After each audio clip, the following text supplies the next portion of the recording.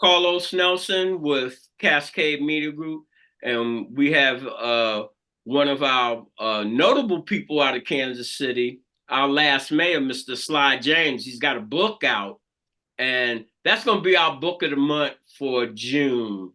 Who do we have here? Carlos, how you doing, man? This is Sly James. I've been here for a long time in Kansas City, and my book, Passion for Purpose: Building Cities for Our Children, is about growing up in Kansas City and trying to bring it around to where it is now, and to keep getting it better and better.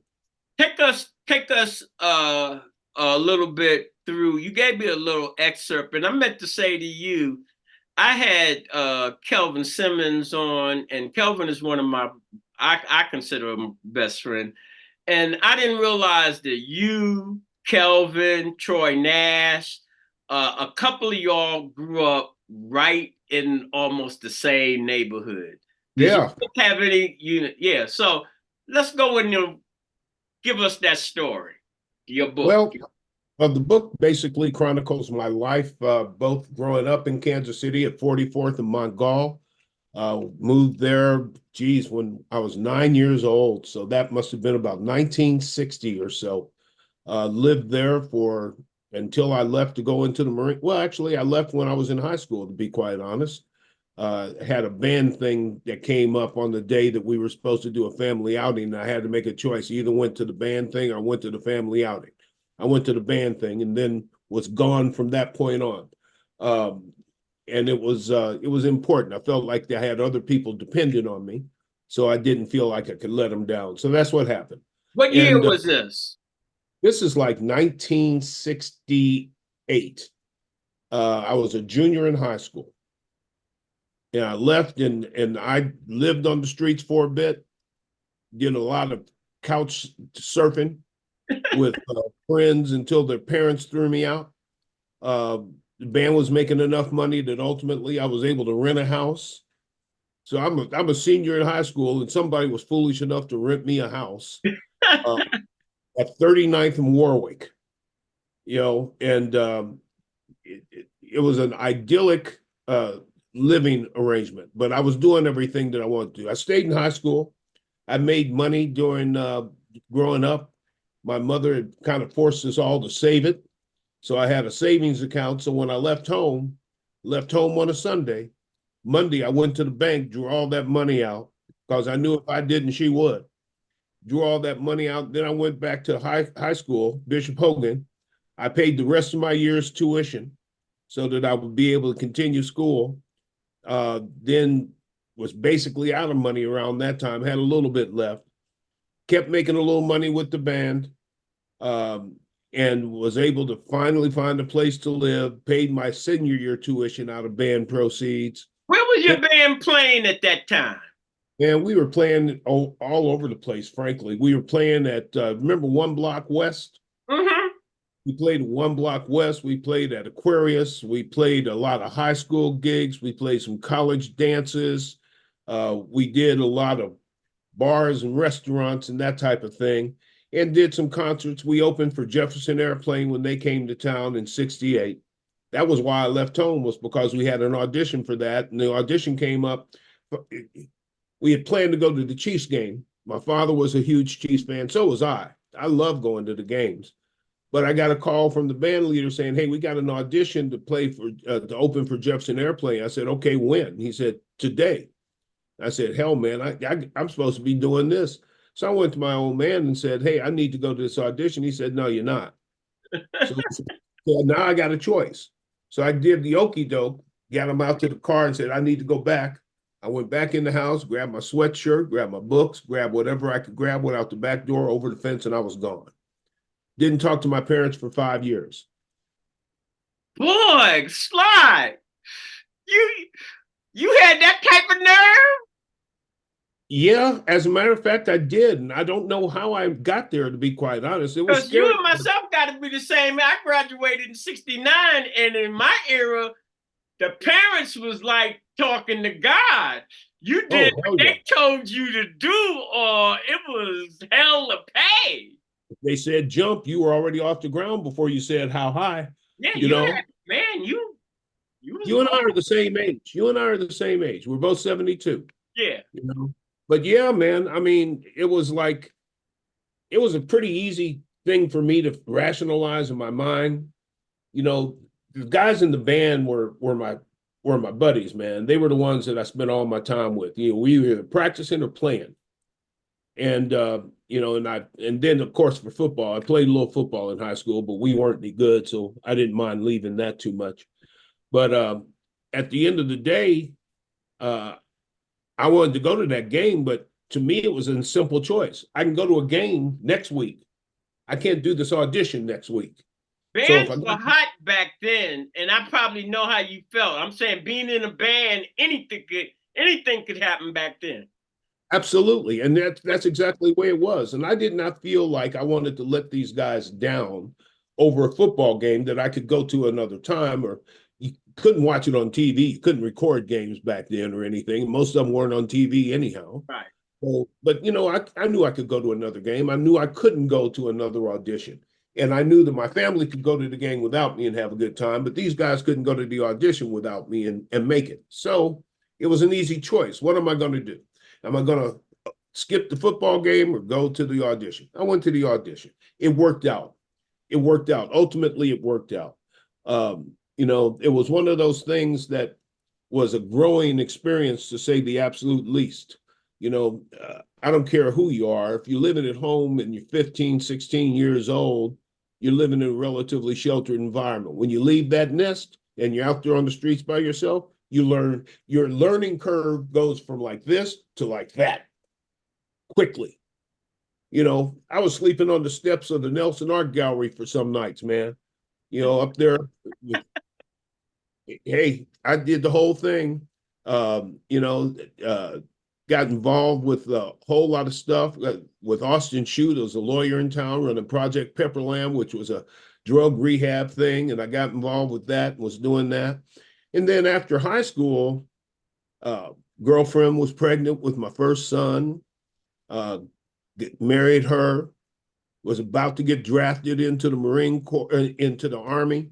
And I figured that the Army, I kept watching the draft board and I kept calling them. I said, "What number are you on? What number are you on?" They said, I was 1A. I knew I was gone. And so when they got close to me, I started going to the recruiters and I talked to recruiters and I said, "What's my chances of going to Vietnam?" They said 100%. I went to the Marine Corps. I went to the Marine Corps and I said, "What's my chances?" They said, "Well, you're gonna, if you get drafted, it's 100%. If you enlist for 4, it's 50." I said, "Sign my ass up for 4."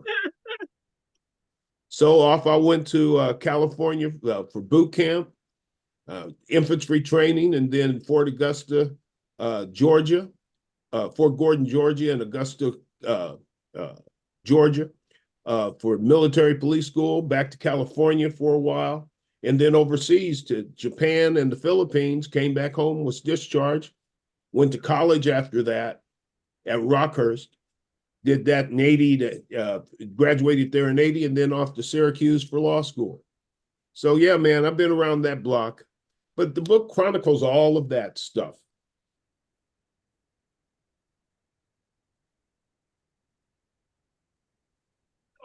Uh, what was your college life like? It was kind of different because I was so much older than the rest of the students there, you know? So that immediately kind of put me in kind of a weird situation. But I met my wife there, still married to her, been married for over 40 years now.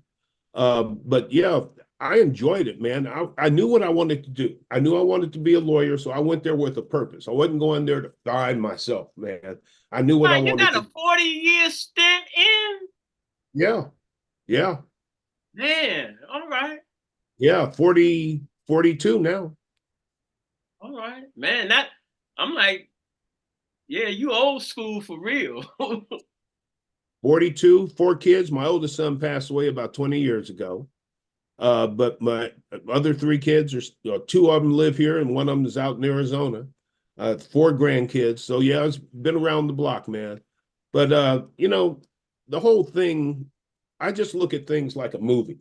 You know, the beginning, middle, and hopefully we ain't at the end yet. But the beginning, uh, was what made me who I am. I remembered some things that my father told me. The one thing that I remember the most is he had this saying, you can't go wrong by doing right. And then the other thing that kept, there's two things that guide me in life. What he said, you can't go wrong by doing right, and what the Marine Corps taught me, improvise, adapt, and overcome. And I use those two things to get me through just about any situation. I remember, and I talk about it in the book a little bit. My Mayor Pro Tem Cindy Serco we used to talk every day. I get home 7, 8, 9 o'clock at night. Cindy and I talk on the phone, and we had some problem coming up. It was something that was real sticky, very political, and I couldn't figure out exactly what to do with it. So I was hesitating, and I was talking to her about it, and I said, well, I'm thinking that maybe you do this. She said, well, that's a political solution, but that's not how you've always done stuff. Why are you looking at it like that? I said, I'm not sure what else to do. She said, well, you always said can't go wrong by doing right, so do the right thing. And I did. It turned out okay. It was a fight. But those are the types of things that keep me on point. It's you got to have this guiding post, place you're always shooting for. Keeps you on point, keeps you on the straight and narrow, and that was it. Do you talk So, about your first term in your book? oh yeah, absolutely. I talk about Give the us a first. glimpse of some of the things you touch on about your first term. I think the first thing about the first term that was most impactful was I was inaugurated in May 1. On June 19th of 2011, I went to my first U.S. Conference of Mayors event in Baltimore, Maryland. I didn't know much about him. I got a call from Antonio Villaraigosa, the mayor of LA, that said, hey, I know you're new. I want you to come to U.S. Conference of Mayors, meet the rest of the mayors from around the country. I'll introduce you to everybody so you can get a good start. I said, cool, I'm already registered. I'll be there. So I got there, and the next day he comes up to me and says, I'm taking a group of mayors to the White House. You want to go to the White House? I said, yeah, I was going to do my laundry, but I think I could let that wait for a day. And so off to the White House I go with these mayors, man. And I'm going up there with Dave Bing and Michael Johnson and Antonio Villaraigosa and the mayor of Chicago and the mayor of New York and all these big time mayors. I'm sitting there saying, what the hell am I doing here? So we're in the Roosevelt room of the White House. And first person that comes in is Valerie Jarrett.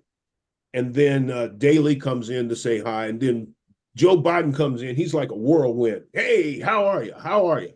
And now he calms down.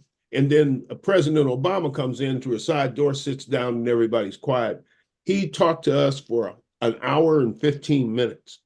And they were talking about infrastructure banks. And I had no idea what the hell an infrastructure bank was. So I didn't say nothing. I'm just sitting there saying, I'm just glad to be here. And so at the end of the conversation, somebody comes in and through a side door and whispers in his ear and he nods and says, okay, I know it's time for him to go now. And so he turns to me and he says, well, Sly, it looks like you get the last word. And over my shoulder, the White House photographer takes a picture of me in profile and everybody's looking at me. My favorite picture, I got it hanging on the wall back there. It's fantastic. So That was probably a Kodak moment. it was more than a Kodak moment. That was the third time I'd met President Obama, so it was kind of interesting. So I'm walking out and I see Josh. Josh was his press secretary. I see him out in the hall. Josh was from Kansas City.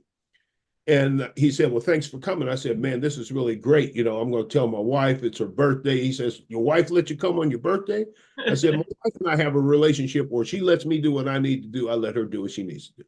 So 3 weeks later, about 3 or 4 weeks later, in the mail is an envelope from the White House addressed to my wife. I said, what the hell is this about? So I get it. I said, what is it? And she takes it out and she reads it. She says, dear Alicia, thanks for allowing Slider to come to the White House to meet with me on your birthday. Barack Obama. Boy, that's I think Barack. I say this to Eric Wesson all the time.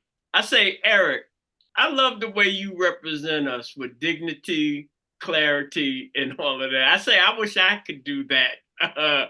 But that's how I see Obama. Oh, He yeah.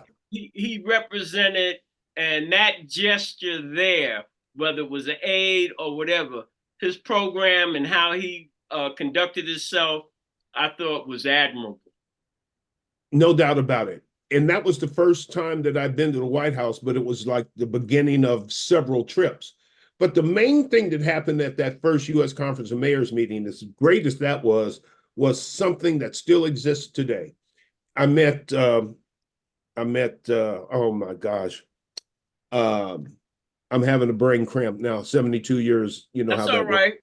I met a man from the Annie Casey Foundation about third grade reading. And he sat me down. He says, "You know anything about why third grade reading is important?" I said, "No, I really don't." And he says, "Well, if you got some time, let me explain it to you." He sat down, he educated me. And I left there with such a fire. I went back to the office and I said, "We need to do something about third grade reading." So that's when we started Turn to Page KC. And we started attacking Turn to Page KC.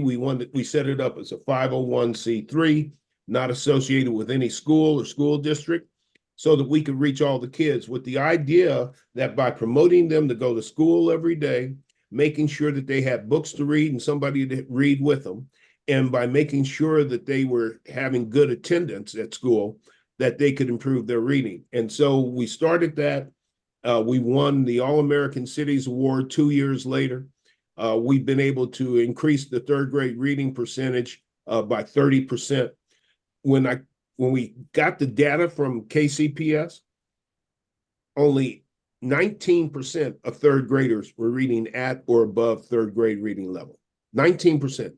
81% weren't. You presided when Kansas City School District didn't have accreditation. Am I right? Yeah, and that was a whole different level of Yeah, but controversy. I'm saying that what you just said had to contribute to trying to, as I always say, to know better is to do better. That man showed you what some of the actual problems were, and you just didn't come back and, oh, we got the problem. You put something in place to try to help solve the problem, not the total problem, but it was a drop in the bucket. Isn't that what you're supposed to do if you're supposed to be a city leader? Is Well, try to hey, solve those problems? Sly, you remember when we first started talking, and I said, when you know a politician, you know what politicians do, and they do it for different reasons. But as you said, what your dad said sometimes comes right back to you, and you make up your mind. Because I won't go into what I seen you make up your mind that wasn't popular. And it's like, I'm doing the right thing. I might do the wrong thing on some other things, but I'm doing the right thing today. That's what I hear about this third grade program. Absolutely. And you know, the other thing that I always wanted to try to do, and one thing I always tried to remember is I don't want to be a politician. I want to be a public servant. And those are different. Public servants are doing the service for the public. Politicians are doing things to get them reelected. I didn't care about getting reelected. How do you see uh, if you even have to take a minute to sort it out? How do you see the dichotomy? Because you can't, like I've been trying to do for the community. They'd be like, you can't do for the community if you can't do for yourself. So you Right. can't do for the community if you don't be acting somewhat or in the political thing. How do you dissect that? I had a very simple thing. And it started when I was running. When I decided to run for mayor, it took me, I had to go through four people before I could find a campaign manager. And the one thing that led me from one through three that I got rid of and said, no, this ain't going to work. The first one said, no, you can't possibly win. I don't want to deal with you. The second one said, well, okay, I'll do it, but you've got to do this and you've got to do that. You've got to change this and you need to get a driver and you can't. And I said, no, I ain't doing all that. And then the other one was just kind of shaky. So I found one guy, Larry Jacob, who said, you're the candidate. We're going to do what you want to do. We'll smooth it out a little bit so that you don't get in any trouble, but it's your show. And so we had a great relationship, still love Larry Jacob to this day. One of my best friends, one of my best mentors and confidants. But at the end of the day, the way I saw it always was, I'm going to be myself. You can like me, you can hate me, you can be confused, but I'm going to be myself. I'm not going to start telling you stuff at the beginning, just to get you to vote for me. You either vote for me because you like what I say and what I'm doing, or you don't. Because I always knew if I don't win, I'll go back to practicing law. I was perfectly fine. I was making good money. I had good cases. I was getting tired of practicing law, but I didn't have to be concerned about if this doesn't work, what am I going to do? I knew what I was going to do. So I was able to be myself and it kept me straight. And I had people, I wanted people to adjust to me. I didn't want to be adjusting to everybody that showed up. When you try to please everybody that shows up, you start extending yourself too far. You start lying to people. You start telling both sides what they want to hear, and then both sides crush you in the middle.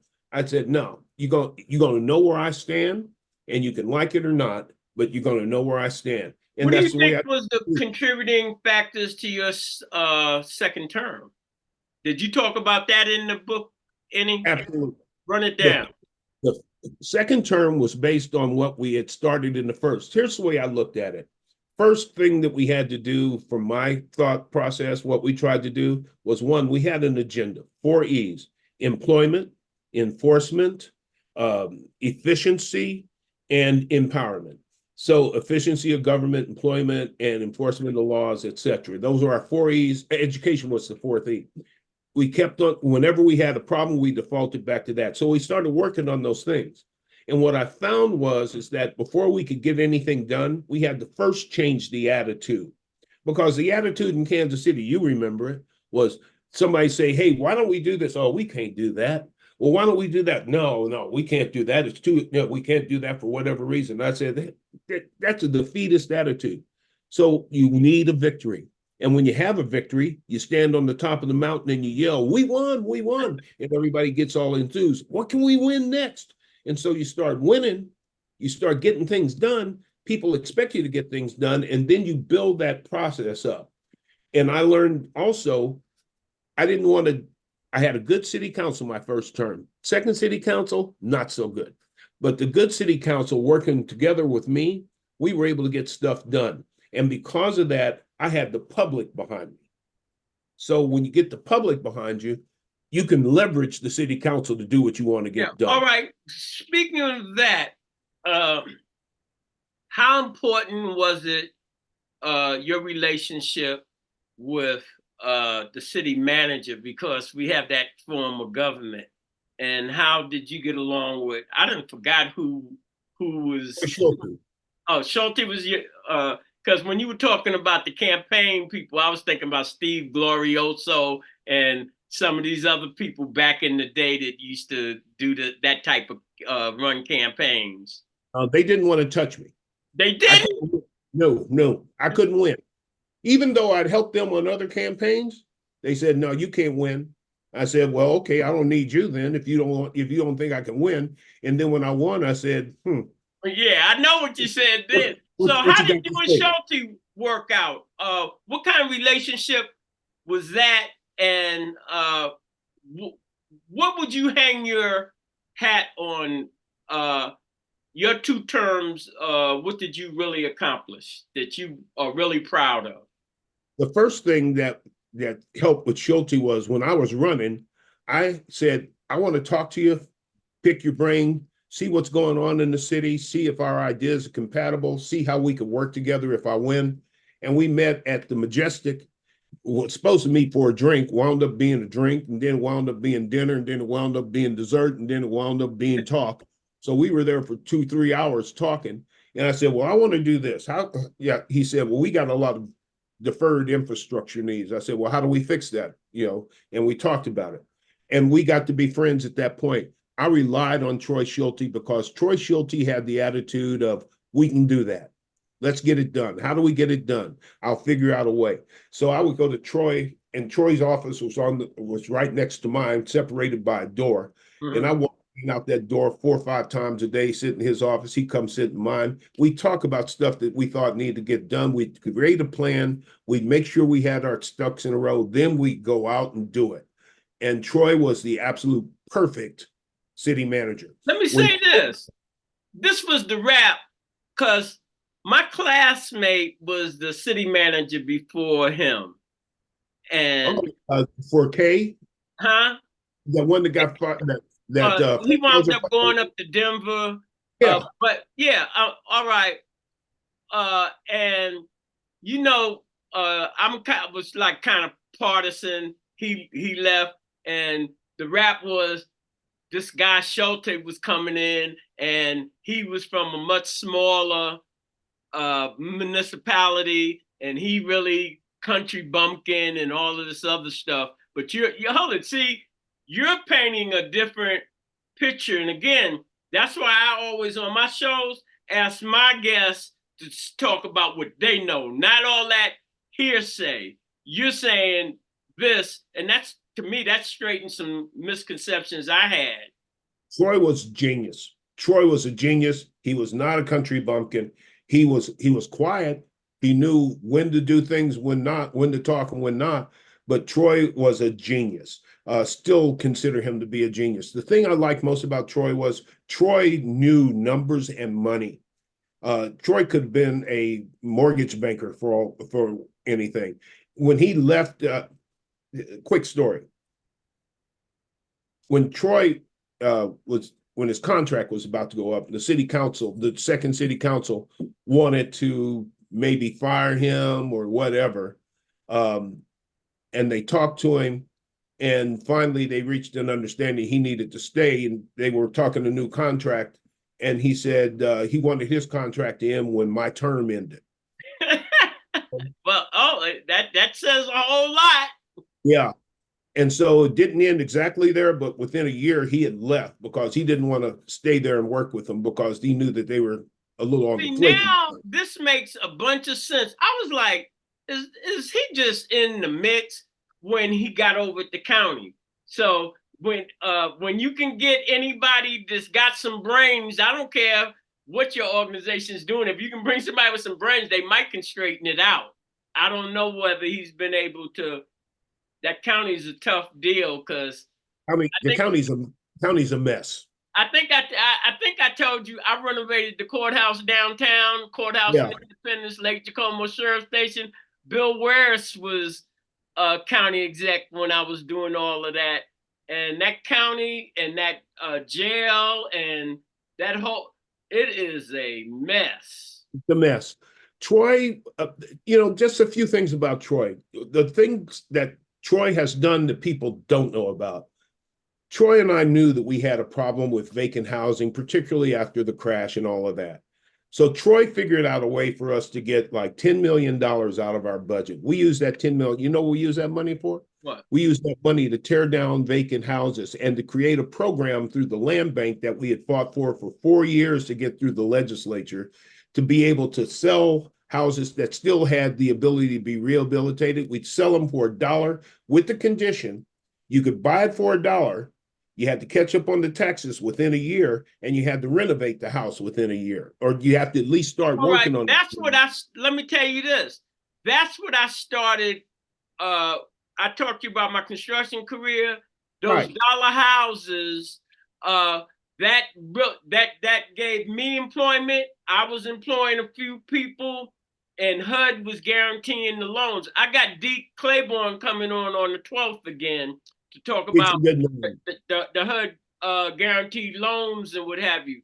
And you're right, because we did a story. It was like all these vacant houses, and the city will get on you about your house. You were the one that, because we stopped doing the damn story behind that. Because y'all start buying the houses and doing something with the houses. All right. Now, seeing how that took place. Kissick Construction came on and donated their time to tear down houses for us. Okay. And Troy was responsible for that. If it wasn't for Troy, that grocery store on Prospect at the Linwood Shopping Center wouldn't be there. Him working with who's the guy that Maxwell. Man, that was a long, arduous pain in the ass. But I know it. I know it was. Yeah, but Troy and I worked on that for I don't know how long. I remember walking in one time and meeting number 500, and it was like, okay, well, where is it? You said you were going to have us the stuff now. Well, we need to renegotiate. I said, ain't no renegotiation to it. We already had this conversation. and we had to go through all of that. And we got that thing done. We had to go through 2 or 3 grocers because they'd run them off. We had people coming up, well, we don't want to do it unless we got a black grocer. I said, well, bring me a black grocer. So they came in with a couple of guys who had been with the Coca-Cola franchise in Europe. And I said, well, what do these guys know about grocery stores? Well, they know about food, and they're in the food business with Coca-Cola. And I said, well, wait a minute. You guys want us to give you a deal where the city guarantees any losses that you have, and you want us to work with people who don't know anything about grocery stores in Kansas City or any place else. I said, that's kind of like giving a 16-year-old the keys to a new Mercedes. You got no insurance, and you tell them, if you wreck it, I'll pay for it. I said, hell no, that ain't gonna work. We need a grocery. We cannot afford another failure there. We need a grocery store that's going to succeed. If you can find me a grocer, a black grocer that knows how to do it, wants to do it, and is willing to put in the time, we're all down with that. Find me one. They couldn't find me one. So we went back to the first guy that they ran off and convinced him to come back. That's why that grocery store is there. And we had to fight people who wanted their hands in the jar. We had to fight them off in order to make sure that we put a grocery store where it was needed so that the people in that community would have an opportunity to have a real grocery store. And that was a battle. I want to switch up a little bit. We're talking about your book, but I got you on and on my UR History channel, we did about a 40-minute interview with what's the name, who had the original black-owned grocery store, and one of the oldest black grocery stores in the country. Yeah. And he talked his story, but I remember all of the stuff that you're talking about, and I think that Prospect Shopping Center is almost an anomaly. When it first happened, Danforth, I was still in construction. Danforth was pushing it, and then at this end, I don't know how much Kit Bond, because you got to go through them to get that money out of DC from what I know. But you're saying that Troy finally put the puzzle together to make that happen? We made that a priority. And we worked on it for a long time. And Troy was absolutely in the center of it every step of the way. The negotiations were complex. The money was complex. We wound up having to buy it in order to get it done. And we weren't, that's not a city government function, but he made it work. And we needed that. I told you where I live. That's everything. I go to Aldi's though, down on 39th. That's where I shop and I do Raytown. But when I need little short things, I went in the Sunfresh yesterday and bought a $50 plant and brought it home. I'm saying they have, it's nice. It doesn't smell. The things that were happening in our community before you made these things happen, you go in them grocery stores, they just smelled rotten bad. Meat. Yes, rotten meat and fish and all sorts. Let me tell you about Aldi's. That Aldi store should have been open 2 or 3 years before it actually opened. Okay. But because some people on the city council were playing games, and they had another developer, the guy that was involved in it, that was trying to rake money out of it, and he kept coming up with excuse after excuse.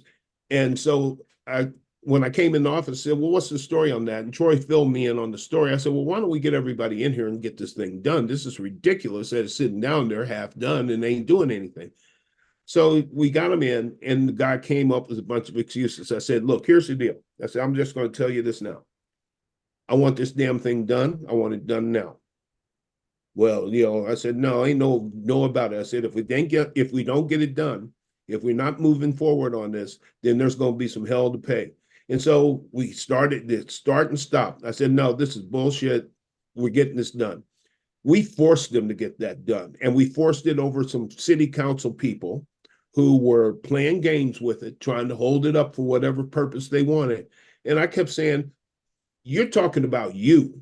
I'm talking about us. The community. Right. You come from, that's what was, when I mentioned Kelvin and Troy, it's not like y'all came from the suburbs. Yeah, you know, y'all pretty decent neighborhoods, but y'all came from neighborhoods, and all of your parents had some similar background, hardworking, Yep. and you. It's not like you don't know what your community is, You and know, I grew up with a father who worked as a chef at the Black Angus restaurant out at 60th and Troost. He'd leave there and start a janitorial service and go clean up buildings, and I'd go clean buildings with him. We get home 2 or 3 o'clock in the morning sometimes, and that's how I learned. And people I think that you had to go.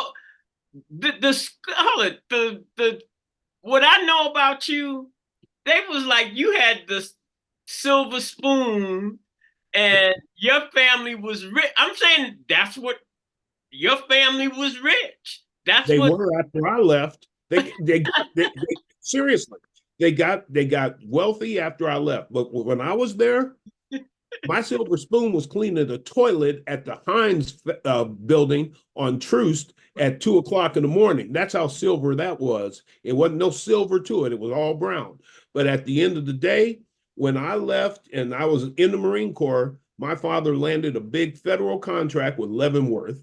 Then he got a food service contract with another base in another state, another in another state, another in another state. I wasn't there for all that. you was long gone. I You was long gone. I was long gone. I Any of your wasn't other there. siblings get a chance to suck up any of that? My younger ones did. There were six of us, and the Talk first three about of that us, a little bit. That might not be in the book, but talk about you growing up with six siblings. well, grew up with three All primarily. right. And the fourth one was born right before I left home, and then the last two were born after I left. Arvella and Melvin were born after I left. Jeffrey was born as I was about to leave, and then LaFrance and Levance and I were the three troublemakers at home. And I grew up in the house. I grew up in the house where my father was working two jobs, my mother was working a job and a half, and I was in charge. So when they messed up, I got punished. So when I got punished, I punished them. And that's how we ran things. But at the end of the day, it was, and my brother LaFrance is dead. He passed away, drugs, been in and out of jail. Levance is suffering through some medical things with a workplace injury he's suffering from. Jeffrey's a lawyer out in Miami. Melvin was a boxer and he's in Nevada doing something. And Arvelo is a paralegal out in California. My mother lives in Las Vegas. But I Your grew mother's up, still alive? oh yeah, yeah. Still gambling too. She's on a cruise every other week, it seems like. She's been to more places than there are places. Hold it, but you know, we talked about life. Uh, Yeah. hey, if you got it, better go ahead and do it because you're leaving here. Hey, she's enjoying her life, and I have no problems with that. She should do whatever she wants to do. She's earned that right. But at the end of the day, I grew up in a family that was strict. It was typical Black family. We did corporal punishment was not a strange thing.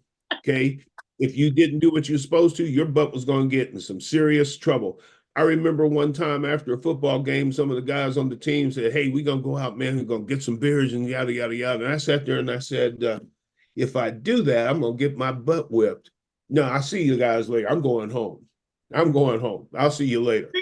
Hold it, you sound I like knew the consequences. my mother used to be like, "Hey, you think you grown, but you better be in this house when them lights come on."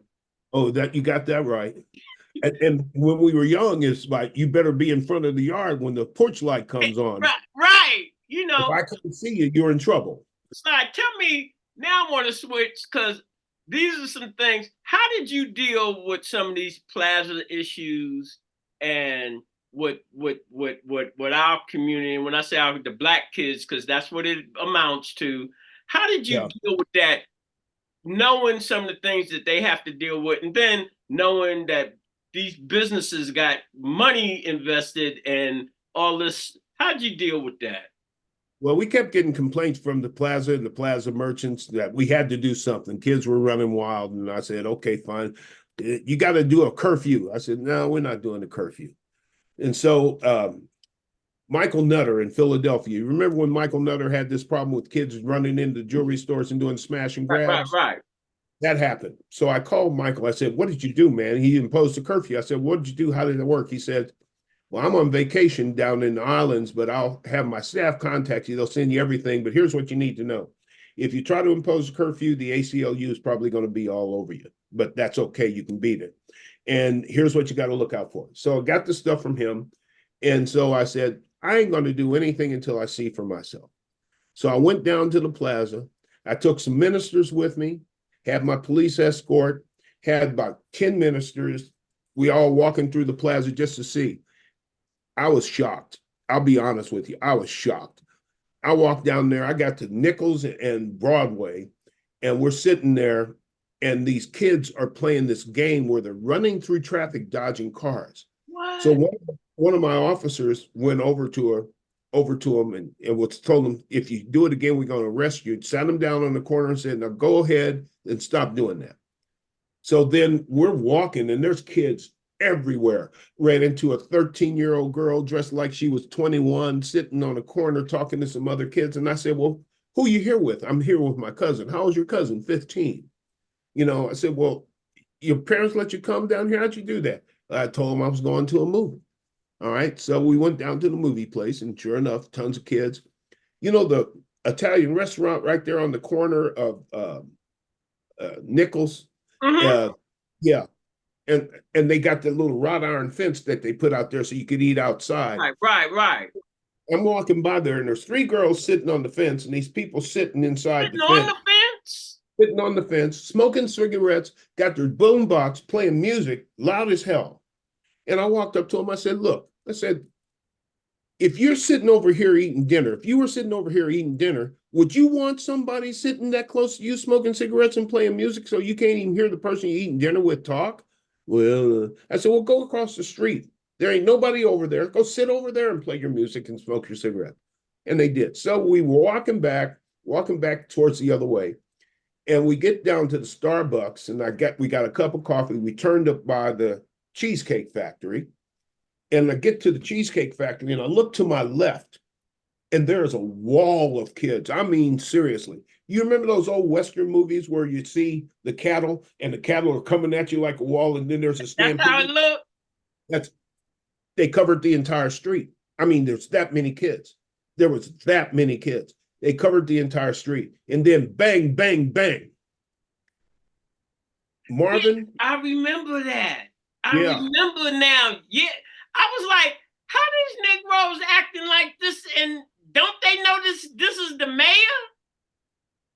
bang, bang, bang. Marvin pushes me into the bushes. My security officer pushes me into the bushes. And I get up and I'm standing, and I'm looking back, and these kids are running. It's like a stampede. Then I said, what the hell happened? The reason we were going there was because we heard there was going to be a knife fight over in the park, in Thies Park. So we were going there to see if we could stop it. And that's where all these kids were going. And then three kids get shot, and it's like a total stampede. Cops everywhere, helicopters. 3 o'clock in the morning, I'm standing out there on this corner, finally getting it wrapped up. The cops are gone, the ambulances are gone, just a few stragglers. Woman comes running up to me. My baby, I can't find my baby. I said, well, okay, what are you talking about? Well, my daughter was down here and she ain't home yet. I said, let me see how old's your daughter? 14. I said, so let me see if I got this right. You let a 14-year-old girl come down to the plaza. She wasn't by herself, she was with her cousin. You let a 14-year-old girl come down to the plaza with cousins, knowing that all this controversy is going on, and you don't know where she's at 3 o'clock in the morning. I said, you know what? We ought to give you a ticket. She didn't like that. Isn't that what they're doing now? They're holding, not just on that, in general, law enforcement is more so switching up and trying to hold these parents accountable for some of these acts that these kids are doing. Yeah, they do, but it doesn't happen that often. And at some point you have to kind of say, well, at what point do you expect a parent to be responsible for a child? Okay. I mean, in most instances, you got a kid 16, 17, 15. Yeah. But when you got kids that are 16 and they're basically liberated and doing whatever the hell they want. Sometimes parents can't control their kids even if they want to. So you have to be kind of judicious with how you do it. But somebody has to be responsible. There has to be some attempt at the home level to control kids, because otherwise you're saying to the city, he's your kid, you change it. So the other thing about the plaza the reason I didn't want to do a curfew was because I knew the situation. Hell, these kids, there weren't no more roller rinks. Those things had all gotten shut down because of violence and whatnot. There wasn't any movies east of Truce. There wasn't any place for these kids to go. They went where kids go. I don't care what color you are. When you grew up, kids are going to hang out with their friends. They're going to find a place, they're going to hang out with their friends. That became the place to hang out. So I said, we're not going to shut them down and say they can't go here until we figure out where they can go. So we got some kids together and we said, okay, help us figure this out. And that's when we created Club KC and Sly's Night Out.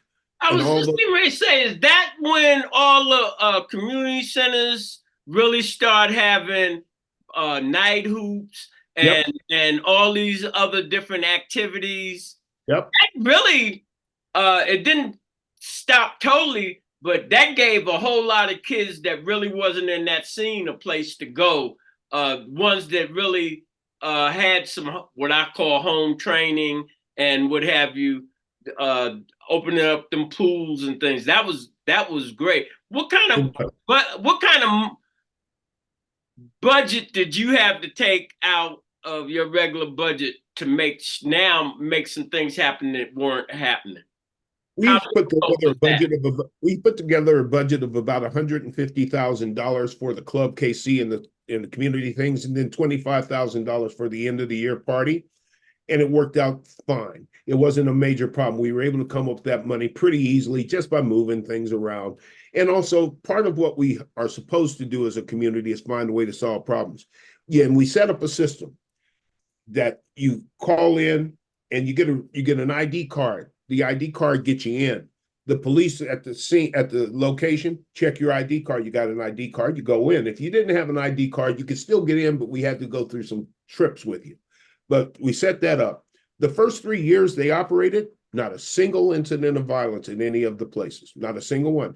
The fourth year, we had the people started coming to the outside. We wouldn't let them into the club, but they'd wait outside. And when everybody got let out, then they had some shootings then. And then, then we had Sly's Rock the Block, which was the end of the near party. That was major. That was a real big thing, that Sly's Rock the Block. And what I wanted to say, it seemed like now your predecessor, they're following that same game plan for the summertime with some of them programs that you initiated. Yeah. Well, we made the last party family night. Okay, so what we do is we'd start like at 6 o'clock, 5 o'clock, and 5 o'clock to 7 o'clock was family night. You can bring the little kids. We had the bouncy things. We had pony rides and this and that. 7 o'clock on, it was the teenagers. We had the DJ, the party, the whole thing. And that worked fine until one time, the last time that we had it at Union Station, shootings again. They caught them going up the street up towards World War I, shot some kids there. And then the cops were there. We had to break it down. So then the next one, the last one that we did in the daytime over at Washington Square Park. And that worked okay, except then the teenagers didn't want to come during the day. When you said that, you know what came into my mind? And it might be strange how the Chiefs had their thing down there. Yeah. Man, there was a bunch of people. I remember seeing that Sly Rock. I'm like, what is James doing? Sly Rocks the Block. Y'all was rocking the whole neighborhood. We wanted to give the kids some place to go. They'd be safe, where they could do what they wanted to do that wasn't going to interfere with people trying to do business. And that was all it was. That was a stroke of genius, as you say, that weren't going to affect the businesses on what they were doing. Well, you can't tell kids you can't go here, you can't go there, you can't go here, you can't go to the other place. What you should be saying is, don't go here instead. And that's what we tried to do. Because telling them that you can't go someplace, that wasn't going to solve the problem. They were just going to move the problem someplace else. So solve the problem, give them a place to go. And we did. We had some athletes to come by and would talk to them and hang out with them. We had games, we had movies, we had tournaments, we had basketball tournaments, we had video game tournaments. We'd set it up so that if whatever your needs, and then we started adding on things that weren't so party-ish, because there were some kids that I don't like to party, I like to paint, I like art, I like music, whatever. So we started doing things that were junk with that, so that every kid would I have think an they option. had talent show even. Yeah, we had a lot of stuff, man. We had, and the neat thing about it was the kids were involved in all the decisions. What do you want to do? How do you want to do it? Who's the DJ you want? Those types of things.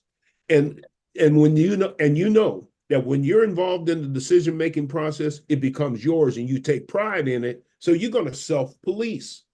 If you said, I want to do this, or me and my buddies want to do this, and will you help us, and we let them do it, then they're not going to let some other knucklehead come in and mess it up. Mess it up. They're going to self-police. The other good thing that came out of that was the idea that they started getting to know the police on a totally different level. And That the best, I was getting ready to ask you, what was your relation with the police in general, the police board and all of that? Given that Jeff City and what have you, how was you able to negotiate some things that bridging some gaps? Because the police working with them and not really being control of their budget and all of that. How did you deal with all of it? Because it's still going on. it's But I still didn't going. see that much in your administration, push and shove and pointing fingers. Well, I didn't feel like pushing and shoving and pointing fingers was going to get the job done. I wanted to get the job done. But my relationship with them was okay, but I was also a critic and was a very vocal critic. But I tried to be respectful in the criticism. Sitting on the police board and going in when we had the public meetings, I didn't say a whole lot at the public meetings because the public meetings were a lot for show. Mhm. It's the crime statistics and this and that, and a few people come up and talk. Then we go into the board meetings. That's where I made my points. I wasn't out to embarrass anybody and create a bunch of arguments. I was out to try to solve some problems. But we got along okay. But the best thing about the police that I saw was in the first, working with Daryl Forte, when we had Nova, KC Nova, No Violence Alliance. And you remember Nova, when Nova was going full strength, that's the last time that we had homicides of under 100 in a year. So last Didn't time. know that. Absolutely. Absolutely. Nova was a collaboration between the prosecuting attorney's office, the chief of police, the special agent in charge of the FBI, special agent in charge of firearm tobacco, and the mayor's office. UMKC provided the educational and research background. Probation and parole was there. Social services. We'd meet. And the neat thing about that meeting was it wasn't like, okay, I'm supposed to be in a meeting, I'd send over my chief of staff. When the meetings were there, I was there. Gene was there. Forte was there. Special agents were there. The heads were there. We were all at the table. And with Nova, we had another thing that was created out of that called TNT, Teens in Transition. Teens in Transition was over at Arts KC. And we worked with Dave over there.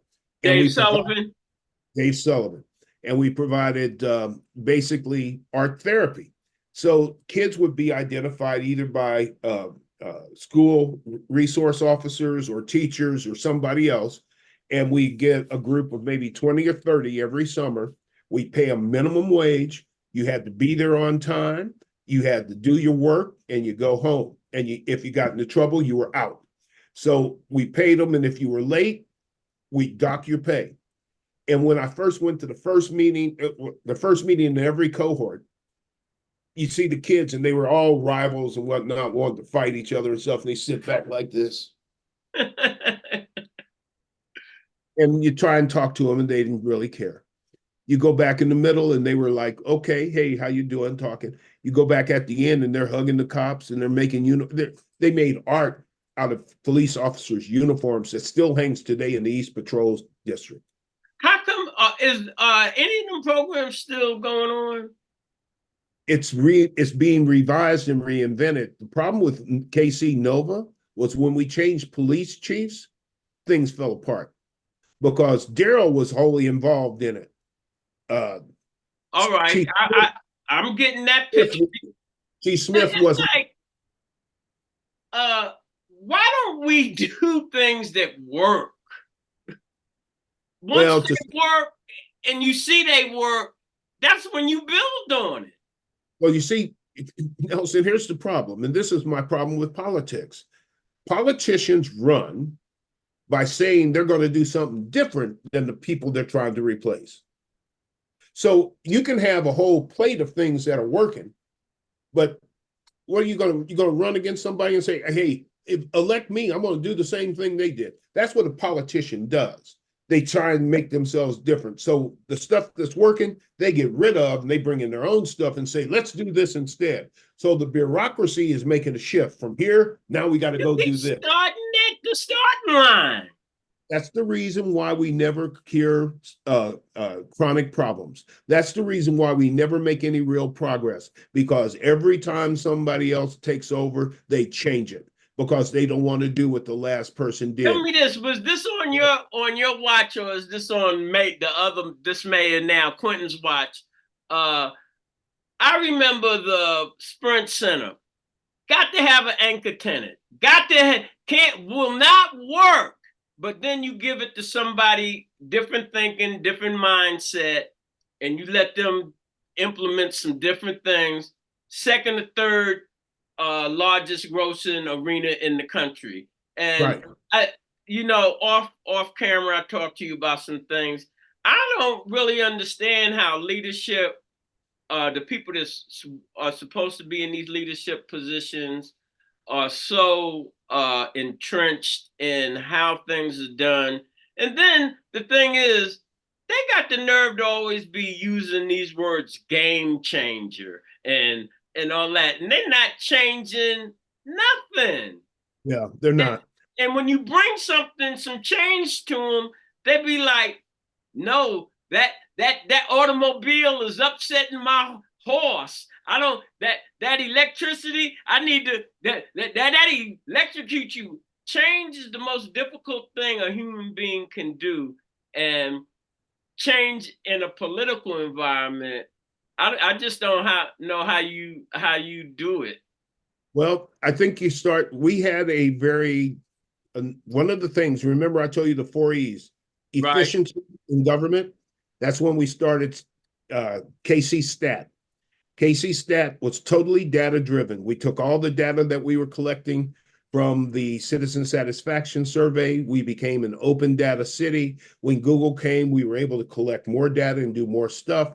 And we started televising our meetings where we were talking about, here's what the data is telling us. And two quick things.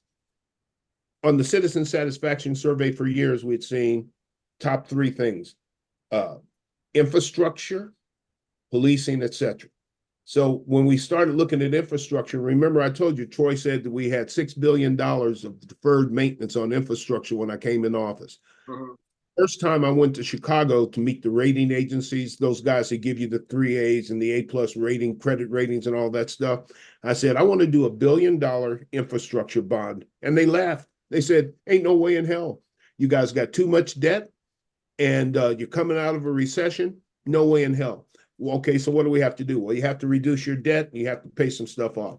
So then we went back, we put parks. Parks was part of our general fund. How long did that take for you to go back and put things together after they gave you what you needed? 5 years. 5 years. Damn. Oh, yeah. Here's what so we our have. Public knows how long when they be like, we want change. Show them what change looks like in a time frame.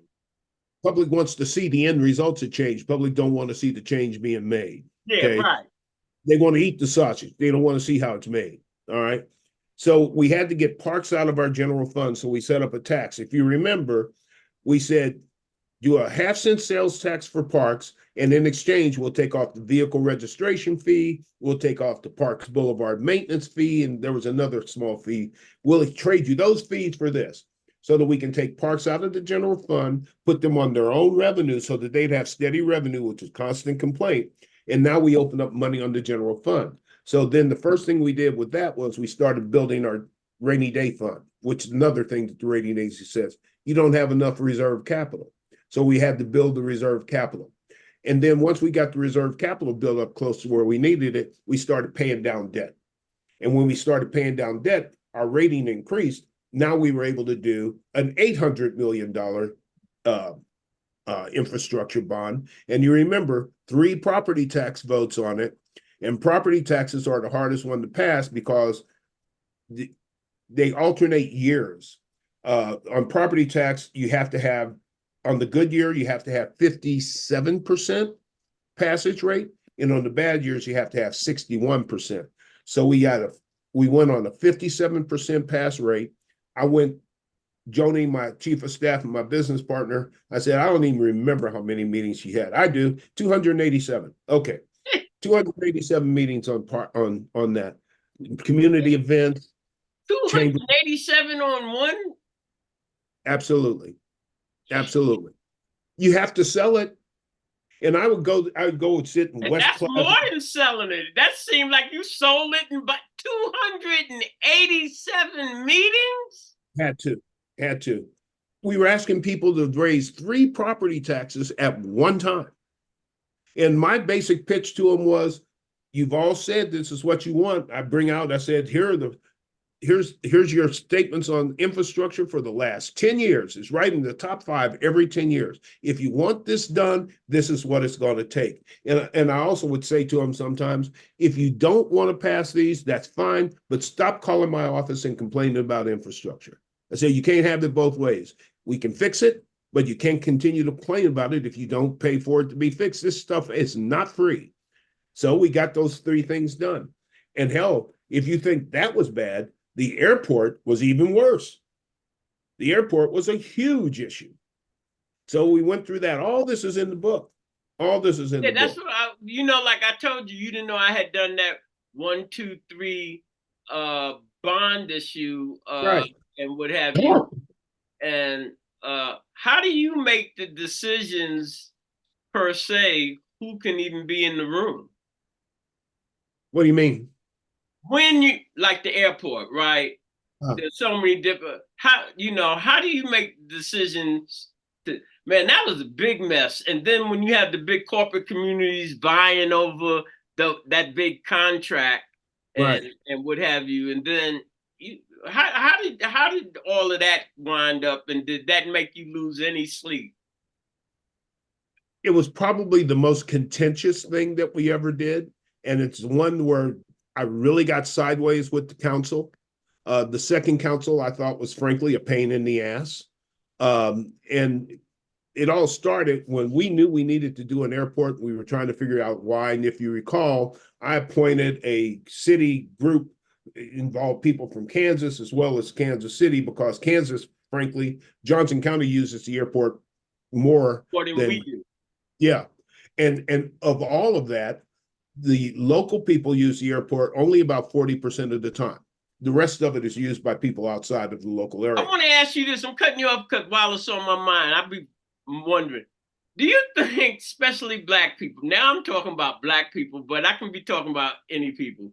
Do you think people really understand numbers? It seems like you give them the numbers and it's like that don't have no, I believe this. No, the numbers say this. Statistics say this. Did you have any of that while you were mayor, where Always. people are believing this and you're trying to say, this is the reality? Absolutely. Every time. That's exactly why I told you we were very data driven. I needed to have the data because people would come up and make these statements. I said, that's not true. Well, yeah, it is. I said, no, I can prove to you that it's not. Well, how are you going to do that? I show you all the data. I said, the data says this and you saying something totally different. I said, I'm going to take the data's word for it because that's a compilation from unbiased sources. You obviously have a bias one way or the other. I do things based on data. If we do things based on subjectivity, then we're bouncing all over the place. And your subjectivity ain't my subjectivity, but data is data. And I could always justify things based on data. That's how we got the airport. It was like, well, we don't need a new airport. Our airport is convenient. I said, no, it's not. Well, yeah, it is. I said, well, what about this data? How about the data that the airports tell us that they're going to stop bringing 5 flights a day in there because the people they bring in say this airport sucks. I will never want to get transferred through here again. And when the airports start bringing in flights, that means every flight that doesn't come in doesn't go out. So we have less flights. And then when Southwest decided they were going to take 5 flights they had intended for us and move them to St. Louis, then that was another That's a problem. bad sign right there. Bad sign right there. Then here's some more data. Atlanta, and I'll make these numbers up because I don't have exactly the numbers in my head, but Atlanta had a spend per passenger in the airport of, say, $20. Kansas City's per passenger spend in the airport was $1.15. I said, that's data. So your convenience is costing us a boatload of money. Tell me this: was you? I forgot. Was you under? Was the trolley under any of your administration? Run that down a little bit. I know we're going a long time, but I want. This is going to be split up into 2 parts. But you were firsthand, and you know what the process was. Because my thing was Chase. What's the name? Clastain. He was talking about different things, but I don't know whose administration. That was under your administration. Run that down, how all of that came about. Well, play had nothing to do with it. I know, but I'm saying the idea, just in general, of going to the airport and all of that. But I'm saying something was put in place that actually worked, and I want to know how that took place. The streetcar conversation started before I got in office, okay? And when I came into office, Russ Johnson came up and says, you are going to have to be the face of this if we're ever going to get it done. I said, man, you've done all the work. Why don't you do it? He says, nobody knows me. I'm not the mayor. I don't have that kind of cachet. You're going to have to be the face of it. So I took it on. And so we started going to all the meetings. We started having all the arguments. We don't need a streetcar. That's yesterday's technology. Only thing that's going to happen with the streetcar is all the bums are going to sleep on it. Nobody's going to want to ride it. It doesn't pay for itself. Yada, yada, yada, yada, yada. I said, well, we're going to do it anyhow. All right. So we got it. And we used the Transportation Development District tax, which allowed us to do something very unique, because on that, only the people in the zone of the Transportation Development District could vote. And you had to vote by affidavit. You'd have to go someplace, or somebody would have to come to you. You'd have to fill out the form and get it notarized, and that was your vote. The business owners hated us for it. That's taxation without representation. I said, no, it's not.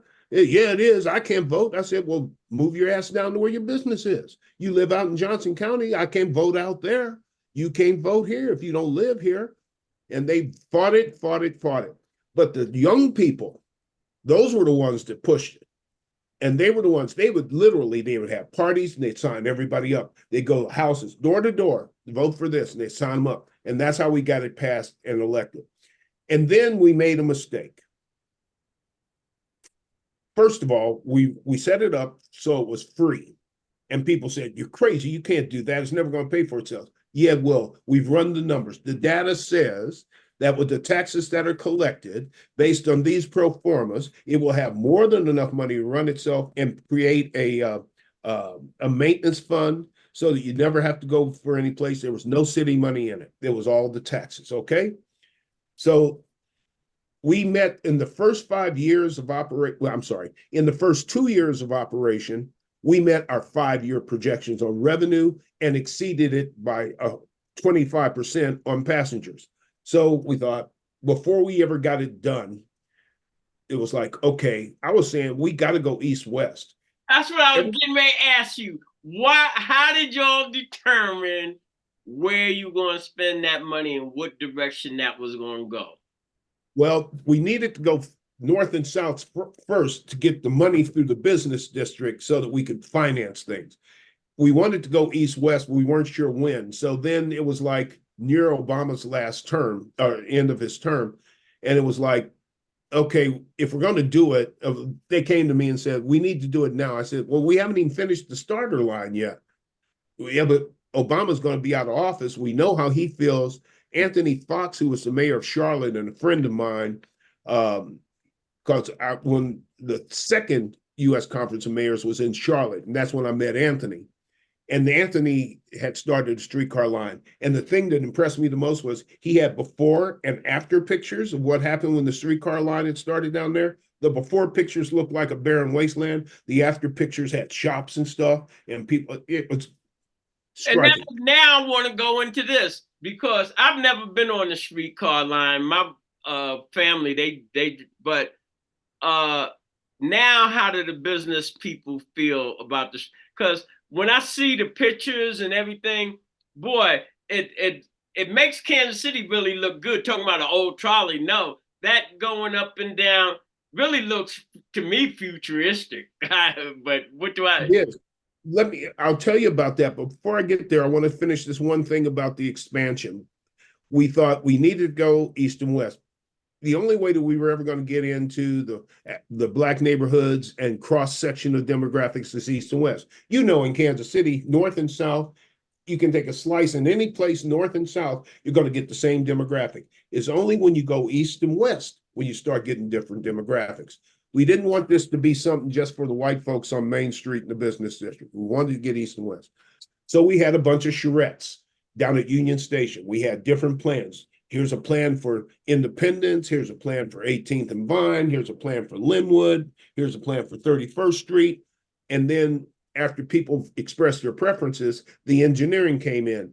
Yeah, we can't really do 18th and Vine because of some stuff there. But Independence, we can do, and Linwood, we can do. All right. So we started that campaign. And then we had a lawyer from Brookside, Sherry DeJanes. I thought I was going to kill her. I am not kidding. She started this campaign. She started all these lies. She put out these misquoting studies, and she had this meeting out at the church at Warnell Road and Meyer Boulevard. And I went out to the meeting. And she's standing up here talking to these people, talking shit and saying, if they have any streetcar that comes down here, all these people are going to be robbing our houses. I said, they got a bus that comes down here. You had seen anybody jumping on a bus with your television? I mean, seriously, get over yourself. And so she publicized this part of a study, and she took it totally out of context. And so when she started talking about it, I said, now, that's not true. And so she said, well, you've had your chance to talk. You can't talk. The rest of the crowd said, no, let him talk. So I went up there and I had the study in my hand. And I said, here's what she told you. Now, let me read you the whole thing, which says exactly the opposite of what she's trying to tell you. All right. So then she got in bed with Freedom, and Freedom called it modern day Jim Crow. And that's when I called him up and I said, you're dead to me. I don't want nothing more to do with your ass. You didn't help me when I was running. And then you tried to take credit for it. And I said, that shit ain't gonna fly. You supported my opposition. And so now I said, you saying Jim Crow? You calling me a racist? I said, that shit ain't gonna fly. Yeah, you're dead to me. Don't even talk to me no more. Don't call me for shit. I've been calling Rodney Bland for the last 2 weeks. And because on this block voting and group economics, I want to make it clear to them that they need to really straighten up, because Cascade Media, you can't just keep pimping the community. Yeah. And like I said, nobody funds me, so I have no problem calling them all out. You got a bunch of nepotism, a bunch of things going on for the last 30 years that has not really helped the community. Now, when I was coming up in business, you had Alex Harris, had tons of contractors. You had Charles Hasley, Bobby Hernandez, John Sharp. Yep. They were making some things happen in our community. Right. And that that they might have been getting a little sugar, but they was making sure some sugar came to the community. And Exactly right. and that's how it's supposed to work. That's But right. when they left, their lineage was acting like these positions belonged to them. That's right. And It became a family affair. there you go. And so in our community, when you point fingers at different things, that whole group wants to circle the wagons and act like it's you. Yeah. But all you have to do is one thing I liked what you said about one of the programs with the kids. Yeah. They be managing from the top down instead of from the bottom up, Yeah. asking, well, what is it you want? And what have you. And so when you know, as you being like a senior administrator, the mayor, top dog, you might can't give them everything they want because you have other considerations, but at least you know what they want and you can push for as much as what you think they want as the system will allow you to accommodate. Yeah. Most people look at a piece of a puzzle. As mayor, you got to look at the whole puzzle. And sometimes you can't put that piece in right now. You I might didn't have to. understand that when I used to criticize a lot. Yeah. It's like, but when I start educating myself to what the total equation was, you might have to do things with a smile that you definitely don't want to do. But Yeah. there's some things that you want to see get done, and for them to get done, you got to do this. You got to take Father John's in the morning before you go to school. Sometimes you have to build the platform before you can build the building. You got to have the foundation before you can put something on top of it. You ask how the business reacted to Right. streetcar. One of the main problems with streetcar is that it is disruptive because you have to build, you have to dig the streets out, you have to make sure that all the underground piping and the conduits and all that stuff is in the right place. Last thing in the world that you want is you put on the tracks on top of it, and then you have a water main blow right underneath it. Now you got to dig up the water main, you got to dig up the tracks, streetcar service stops while all that's going on. So we had to move all that stuff, and that was painful. That's the But then, problem down on Vine, the yeah, infrastructure. that's exactly right. And so then the businesses hated it because it's right in front of their doors. It's right, the street right in front of their doors. Prime example, uh, Keith at Michael's Clothiers at 18th and Main. Right. He used to be on TV every night. They put a microphone in front of him. What do you think about? He hated it. You know what? You know who loves it the most now? Keith. You know why? Keith has a whole new set of customers he never knew existed. His store is thriving. And I go in there and he tells me, he says, I was wrong. I'll tell anybody that was talking to me, I was wrong. This has been the best thing that's ever happened to me. And then we can prove it again using data by the amount of new tax revenue that comes out of the transportation district. The other thing that really pissed me off about not being able to do the Linwood, it was going to be 3 extensions: Independence, Linwood, and take from Union Station down to where it's going now, down to UMKC, all at the same time. The starter line and the extension on Main Street was going to be so productive that it would have paid for Linwood and Independence Avenue. But they voted it down over some humbug. And then after it was voted down and they saw how good the starter line was, people were coming up to me saying, well, you should have put something over on the east side. You don't care nothing about us, yada, yada. I said, I tried to. You fools voted it down. But see, that's why I said I wanted this interview to go longer, because I'm going to cut it up in different parts. So if you didn't know, now you know. Like now I know. And let me say this.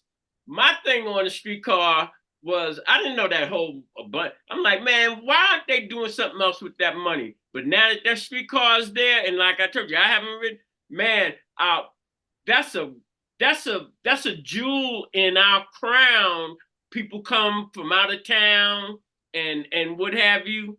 I just think it gives us a good look. And when I go down to Union Station sometime for dinner or whatever breakfast and see that streetcar parked there, I'm like, I'm like, hey, you in the big city, baby. You in KC.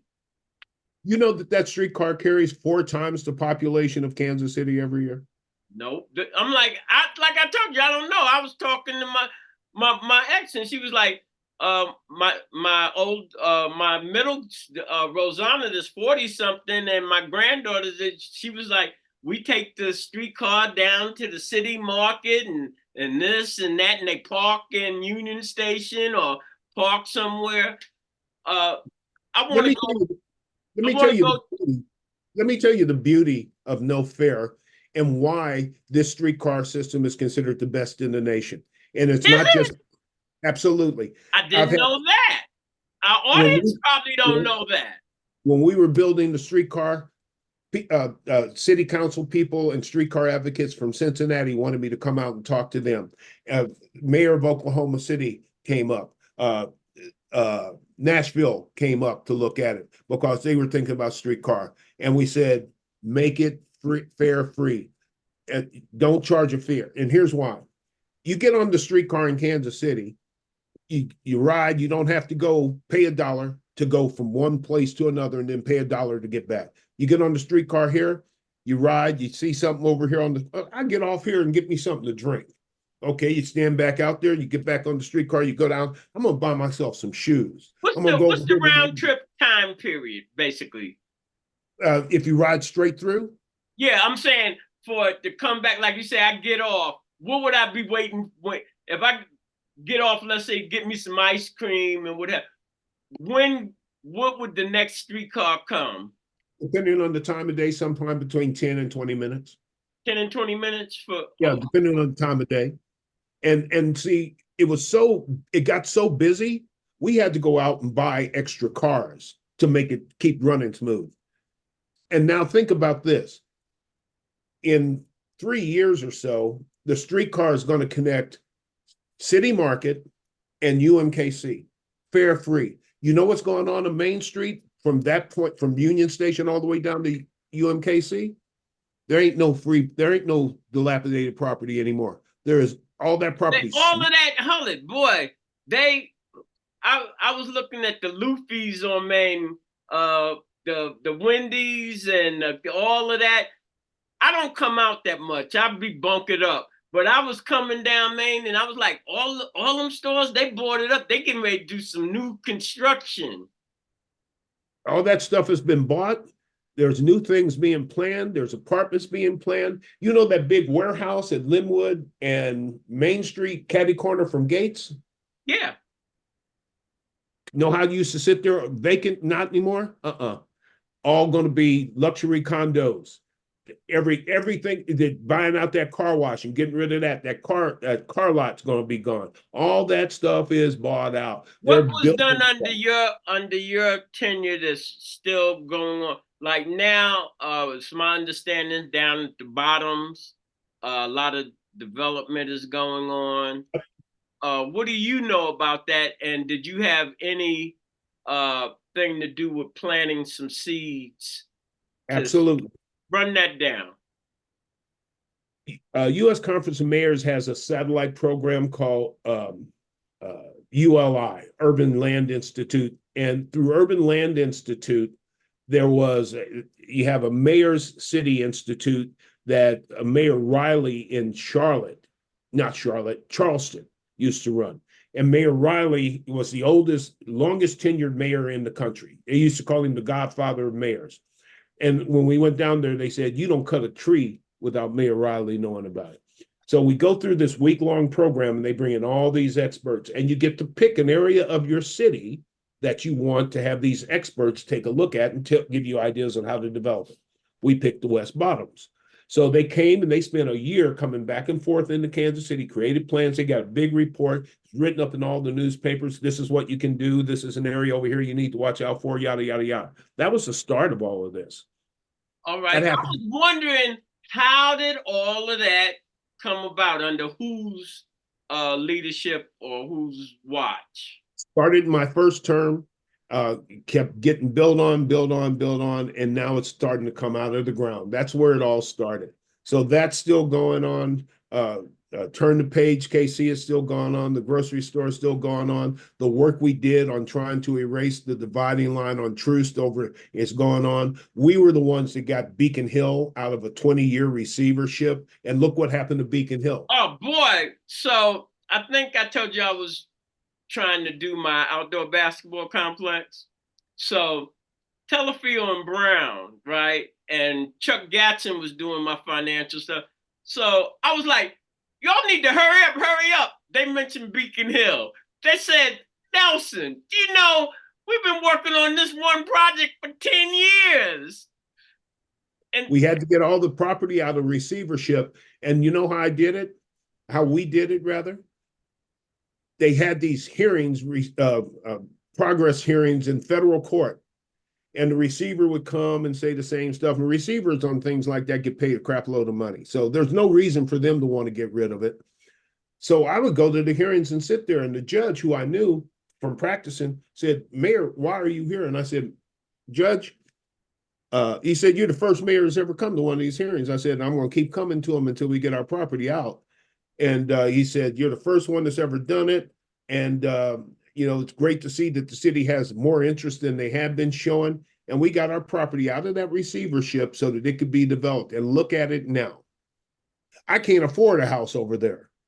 shoot, when you go, hold it, these are the block voting group economics. When I look at you, when you first got in the seat of the mayor, you came down to the office and did interviews Yeah. in the Lincoln building. Yeah. And I think I told you, I used to own 24, 14, 16, 18 Vine. And then you go up to Paseo and you go over. Man, they was telling me them lots was costing 200,000 now or something. And I was like, huh? You More can't than that, yeah. live where you grew up. Yeah. I mean, those houses over there, the stuff over there was dilapidated. Ain't no more. All the apartments that were built over there on that street, just north of there, all that stuff came in. All the stuff further down, when you go down to like 31st, all that stuff came in. All that stuff was reclaimed because we knew we needed to do something. We spent $1 billion on infrastructure work east of Troost. So that was under your leadership. Yeah. I know you were doing a whole lot of things. One thing I really could appreciate about you, you used to come down to Danny's Big Easy and eat. I'm saying it wasn't like you did not mingle in the community. This is before the other mayors did stuff like that. Now this Negro, Quentin Lucas, he got it down pat on all of that. But you used to come right in the community. And then I was like, does Sly think he's Jack Johnson? Because you would get like, if you don't get away from me, knock you out. I'm saying that's the attitude it seemed like that you had when people got on your damn nerves. What did I tell nonsense. You? I told you at the beginning, I was gonna be me. I wasn't putting on no airs. I wasn't gonna try to be somebody else. People come up and say, you can't talk to me like that because you're in office. I said, I can talk to you like that. You talk to me like that when I'm in office. I'm going to talk to you like I normally would talk to you. You want to play games? We can play games. You want to play buck? We can play buck. Or we can get along. I said, but it's your choice. But don't expect me to take your shit just because I'm sitting in the mayor's office. That don't work. All right. Next thing, boy, this is long because I got a lot. The downtown council. How did you work with them? Very well, because we work with them to get their CID, their Community Improvement District. That's how they got the Yellow Jackets. And the Yellow Jackets are very instrumental. They are. Tell our audience what the Yellow Jackets are. They might not know. Oh, the yellow jackets, we call bumblebees, we call them because there's yellow and black. These are guys that the downtown council employs, guys and women they employ. They employ them to be kind of watch out for the community, to provide information, to keep the place clean, and to be visible so that they can be the eyes and ears of what's going on. So if they see something, they can report it. If they see something needs to be fixed, they can report it. If people come up, need information or directions or something, they can help. They're just people out there that are trying to, and the deal with the CID is that a CID allows a discrete district, a neighborhood district, to tax itself through its businesses and to use that money to do whatever they think needs to be done in that district. And almost every single one of them hires a group like the Yellow Bumblebees, Main Street, Main Core has They one, I finally think. got that on Vine. When I was on Vine, they had some people, and the people that they employed were people out the community, or Exactly. they were immigrants, or I'm saying that was excellent to generate jobs and, as you say, cleaning up they see trash or anything. But I haven't seen that. I haven't either. I haven't seen it lately. But here's the thing about it. It's kind of difficult from one aspect. In order to get it, you have to have 75% of all the businesses sign off on it. And it's got to be individual. You got to go to each one of them and get them to sign off on it. So you get two or three in a small area that hold out, you can't get anything done. But then they also get to decide, all right, here's our budget. We got this much money that came in last year. How are we going to spend it? Well, we need to have new signs on the street. We need to fix this curb. We need better window things. We need some plants. We need whatever. We need some more people, whatever it is. They get to decide how they spend that money. What did you do under under your tenure? What was you doing in regards to Vine? Vine has been a real problem, far as I'm concerned, as a black person, and Vine is basically the thing that represents black people in Kansas City, from my perspective of what's going on. And how do you see what has been done and really what needs to be done, and how do you think that needs to really go about, or is Not, that in play already? not enough has been done. There's a lot that needs to be done. 18th and Vine should be an entertainment food district. And let me tell you why it ain't. And I'm going to be very blunt. Please, that hold it. You know, I told you don't come on the show. I want people coming on our show speaking truth to power. You You get can't four or solve the five, problem if you're not willing to face the problem. you get 4 or 5 black folks from that area to sit and try and make a decision, and you can't get them to agree on jack shit. Okay. If it ain't their idea, they ain't going to do it. And then they put people in for the wrong reasons. Like we had somebody running the jazz museum, had them running it, not because they knew what they were doing, but because they knew somebody who would put them in that position. And then they ran it in the ground. And then you got to go back and fix that. And then you had a program, you got a plan. Okay, we can do this, we can do that. Well, I don't want to do this and this and that. And then you can't get anybody to agree on anything. And you know what happens when you get a bunch of people that are trying to do something and you can't get them to agree on it? After a while, they say, well, fuck it, I ain't doing it. Go do it yourself. And that's what happens with 18th and Vine. We also had problems with council. We had 2 city council people that wanted to be the star of the show, and they butted heads, so nothing got done. I remember one time they were talking about they were going to do this and build that and put a yogurtini in it. The yogurtini became the be all and end all. Well, that ain't going to do nothing. You got to do some more basic stuff than that. But it's very hard. My big problem in dealing with our community was the crab in the barrel syndrome. Okay.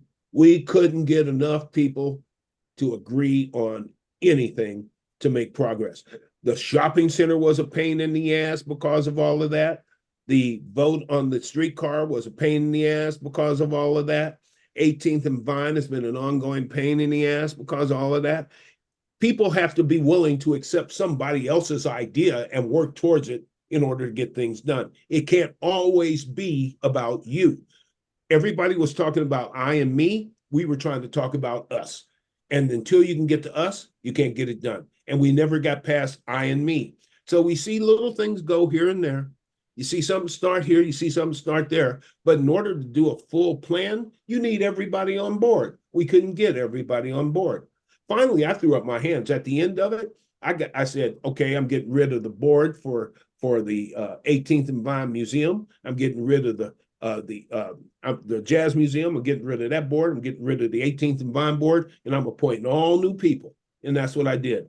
And they're still working on it today. You Some of know them what? come. That's what Bruce Watkins.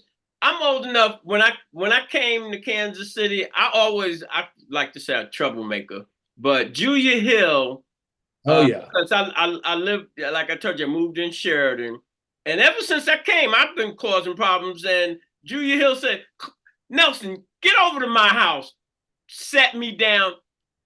You cannot change these organizations. You have," because I was deaf on how they were doing things. Uh, she said you have to change it from within the organization. And that's super hard when I was telling you about the nepotism, because I was involved in meetings with Bruce Watkins Sr., Charles Hasley, Bobby Hernandez.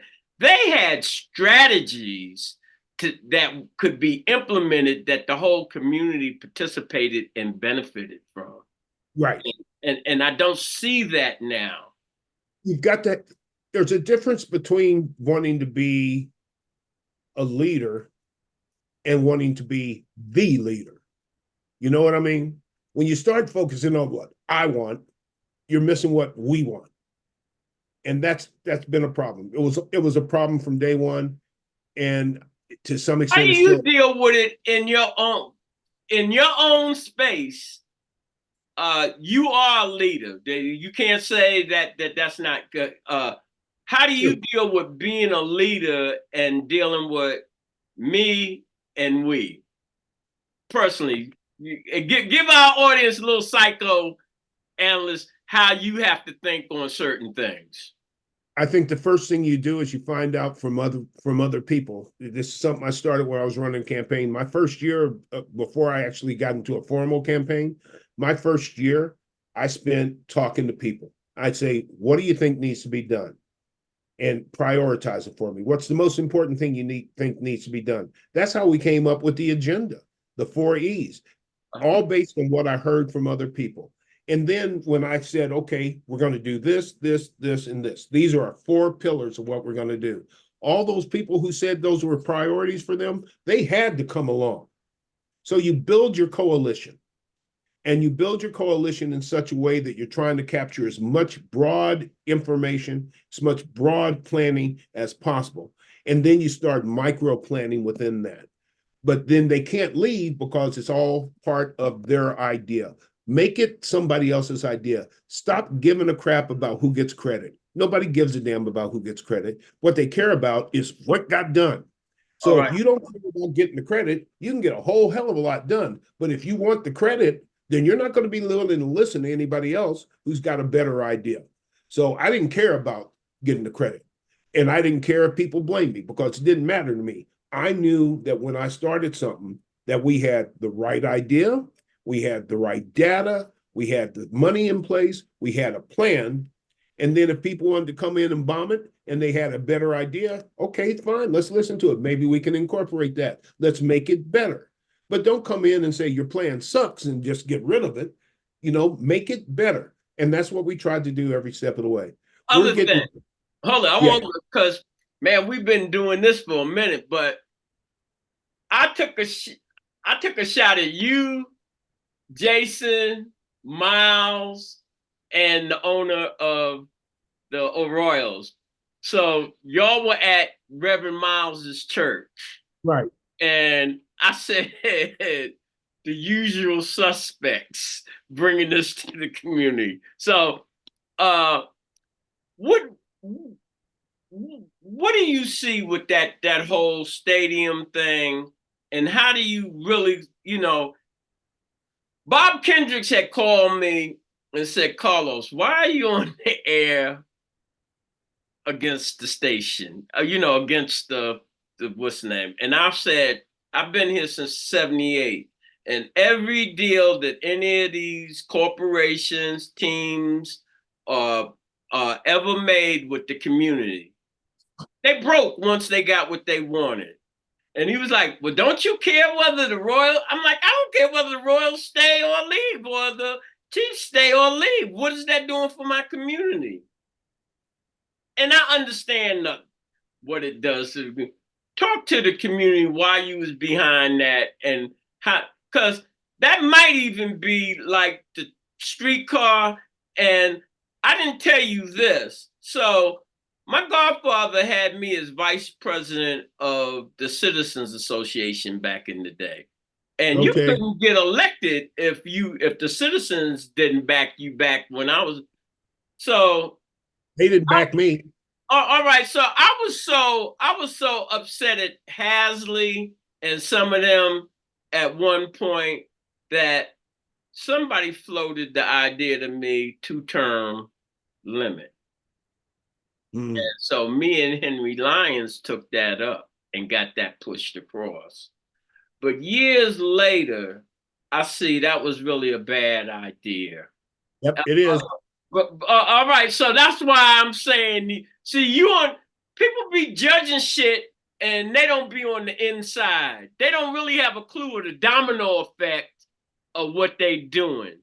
And so I know that you got some mud on you about that stadium and why you was pushing it, but let our audience know why you was pushing it and what you see the benefits really long term would be.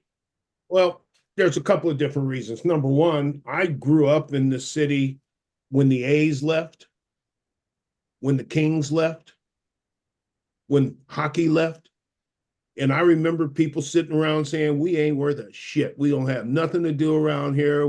We ain't a big time city. St. Louis is a big time city. Minneapolis is a big time city. Denver's a big time city. We ain't shit. And then Ewing Kauffman got the Royals and the Chiefs moved in and they became part of the community.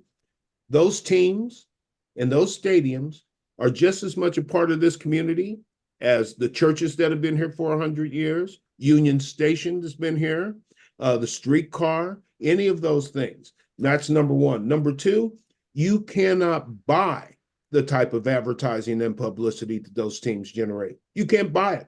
It's impossible.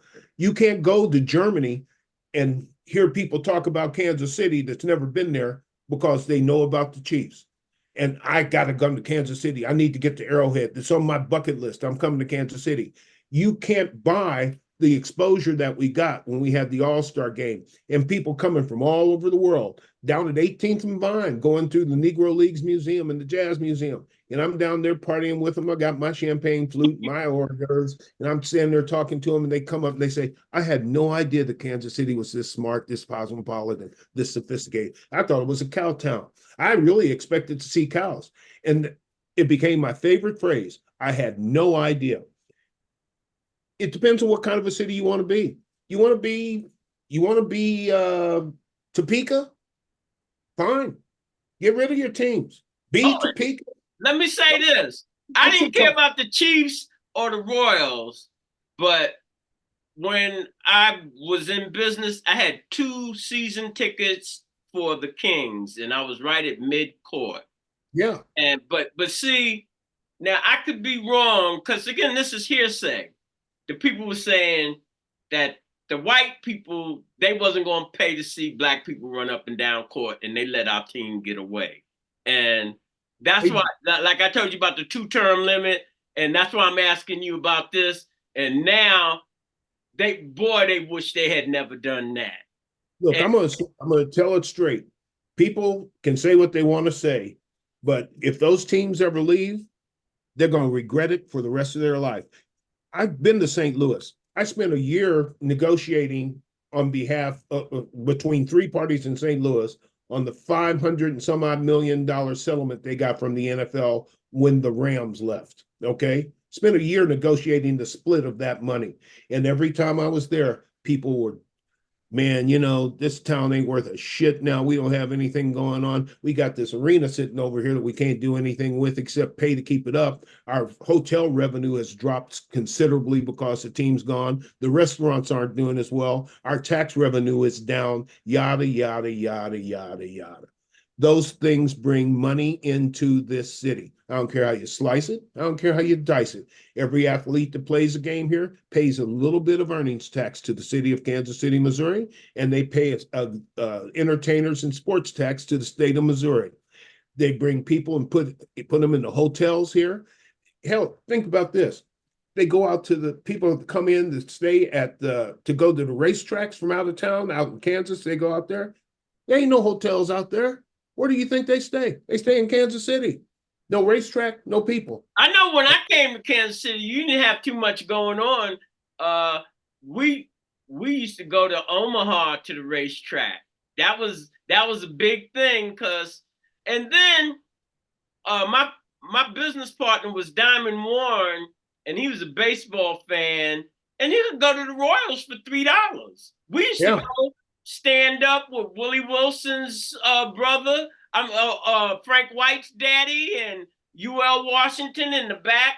And one time, Ewan Kaufman, because I always had my Yankee stuff on, and Ewan Kaufman was walking through the stadium, and the Yankees was there. And do you remember the Reggie bar when they came? All right. So I had the candy store, I told you.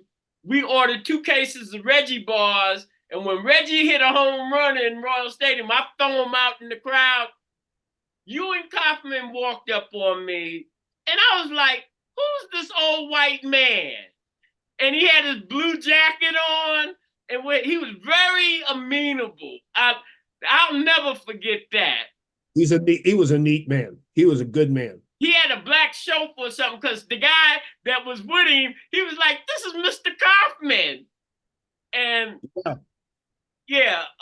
I think he made a great contribution keeping them damn Royals here and making some things happen in the community also. Well, here's another thing that I don't think people give any appreciation for. They don't have any idea of what the Royals contribute to this community. You know, the Urban Youth Academy, Urban League, the Urban Youth Academy, that's the Royals. That was Dayton Moore. They're the ones, they pay for that every year. It's at least $500,000, $600,000 a year just to keep it operating. City doesn't pay for that. The Royals do. The Royals are the ones that are sending people, paying people to go down there and train kids from the inner city. They put it in the urban core so that kids in the urban core could have the same opportunities to learn baseball, not just baseball, but they have mentorship, they have tutoring, they have food programs, they have leadership programs for boys and girls that the Royals pay for every single year. The Royals send as many kids to college through John Sherman's foundation as Ewan Kaufman does through his. They don't know any of that because John Sherman doesn't stand up on a street corner and say, look at what I'm doing here. When I tried to get pre-K passed, the biggest and most consistent contributor to that effort was John Sherman and the Royals. The Royals do things for reading. They have a literacy program where they send Bobby Witt and Salvi out to schools and work with kids over the course of a year on reading. They do all sorts of stuff. They spend 15, 20. Well, tell me this, Mayor, why didn't they put all of this out there? Because they had never thought that they would need to stand up and say, look what we do. Well, hell, I know. Just like I told you what I do. If you don't know, you don't know. And our community don't really, because how I look at the Royals and all of them, what are you doing for the community? We're doing this for you, but what specific, and I'm not even talking about the whole community. What are you doing for the Black community? Because Joni and I are handling communications and working with them. You're going to hear a lot more about what they're doing because that's what's important. They've never thought of it. These are people that run a baseball team. All right, that's their business. They're focused on that. John Sherman has been in this city for I don't know how long and done more stuff than people ever think about. And he's not a person that's going to stand up and say, look what I'm doing. He doesn't advertise what he does. But somebody, and I told him, I said a long time ago, John, if you don't tell your story, somebody else is going to tell it, and they ain't going to tell it in a way that you like it. I was wondering why the wives were getting all testy about all this situation. They probably like, We do all of this stuff and they do this to us. Well, when you start calling somebody you don't know a greedy billionaire bastard and those types of things, and you have no idea of who the hell they That's are. why I'm asking you now, Yeah. because you're on the inside and you know the conversations per se, if you're not being too biased in what you're saying. It's shedding some light on some things that I had issues with. Well, all I can tell you is, and I'll just make it very simple, the Royals and the Chiefs do more for this community than people ever know about and ever give them any credit for. Not only that, from a total business standpoint, you say they don't contribute, or people say they don't contribute to the community. Take that money out and see what happens. Take that money out. And here's the other thing. If they leave those stadiums, what happens to those stadiums? Who pays to keep them up? What do you do with them? You can't put a soccer game in there. What are you going to do with them? That becomes a Why problem for the can't a county. soccer game go in there? I don't know They are. They're doing world. That's another thing. World Cup is coming because of the teams that we got and the work that we've done in this city. The things that we do, people want to look at cities as like this one thing. I only care about this. I only care about that.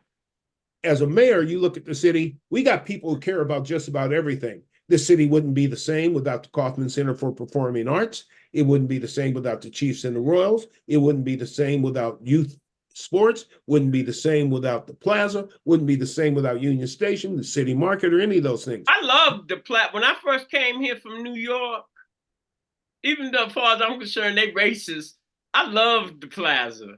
It was something unique. And the lighting ceremony and all of that, that was something that was special. And me coming up with my kids and Yeah. and all of that. Yeah, it used to be featured in National Geographic. It gets worldwide public. Oh, hell yeah. Well, Yeah, they see, I used to. don't know. I just know my little experience. Yeah. People need to look at cities as a whole.